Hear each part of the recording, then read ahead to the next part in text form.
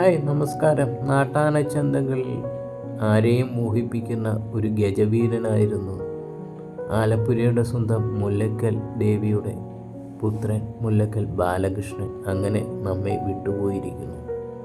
ഏകദേശം 3 വയസ്സ് പ്രായമുള്ളപ്പോൾ മലയാറ്റൂർ ഫോറസ്റ്റ് ഡിവിഷനിൽ കീഴിൽ ലഭിച്ച ഒരു ആനക്കുട്ടിയാണ് ഇവൻ. 1974 കിഴക്ക് വീട്ടിൽ ട്രസ്റ്റ് ചെയർമാനായിരുന്ന ബാലകൃഷ്ണ മേനോൻ ലേലത്തിലൂടെ സ്വന്തമാക്കിയ ഒരു ആനക്കുട്ടി പിന്നീട് അവിടെ നിന്ന് പാറമേക്കാവിലേക്ക് ഇദ്ദേഹത്തിന് സമർപ്പിച്ചു. അവിടെ നിന്നാണ് മുല്ലക്കൽ ദേവിക്ക് വേണ്ടി ഭക്തജനങ്ങൾ ഈ കൊമ്പനെ സ്വന്തമാക്കുന്നതും ദേവിക്ക് സമർപ്പിക്കുന്നതും.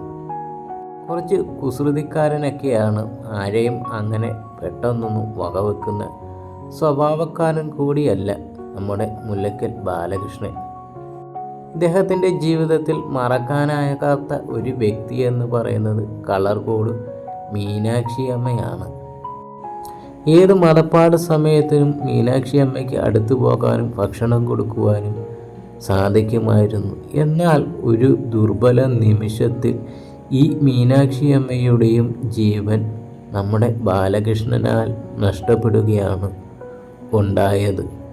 TB ഉൾപ്പെടെയുള്ള അസുഖങ്ങളാൽ ദീർഘനാളായി ചികിത്സയിലായിരുന്നു ഈ കൊമ്പൻ.